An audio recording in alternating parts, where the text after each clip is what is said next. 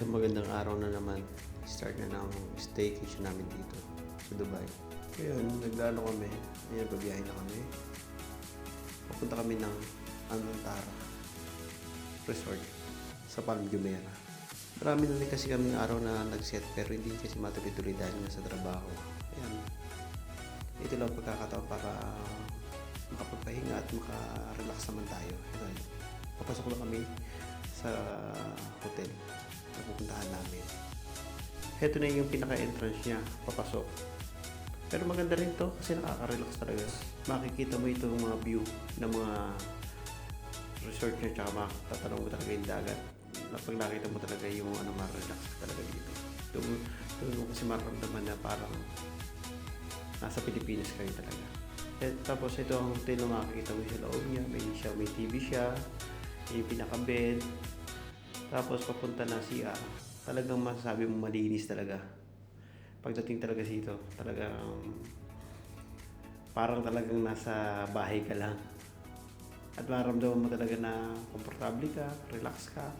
Tapos dito makikita mo yung TV nila.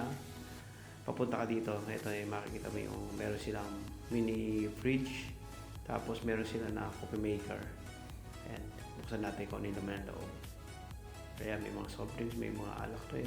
Pero, yan, kung ayaw mo naman yan, pwede ka rin dito. Ayan, may mga coffee. Tapos yung mga gamit, ayan, may mga tasa, tsaka may sugar spoon. Ayan, punta tayo dyan. Lakad-lakad lang tayo. Ayan.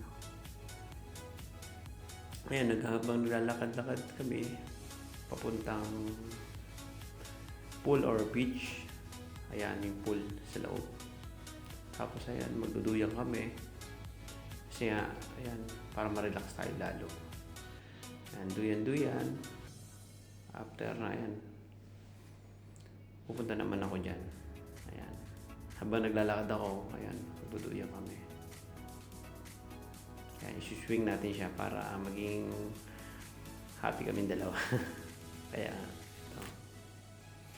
And then, ayan, muntik pa akong hulog. Talaga masabi mo, ingat lang talaga tayo. Ayan. And then, ayan, swing again. After nagpiprepare na rin kami dyan papuntang dagat para maligo or swimming pool yan. Tara. Swimming. Dito masasabi mo na talaga marirelax ka talaga ngayong araw na to. After yan, pahinga kami tapos kinaumagahan na yan ang view sa pinakababa ng resort. At masyadong tahimik. Magiging ano lang tayo dyan, relax lang talaga. Ayan, yan ang magandang simoy ng hangin ng Dubai. Pero kasi ngayon mainit na ngayon talaga ang Dubai ngayon. Pero at least umaga naman malamig pa. Pero after all natin, mainit talaga.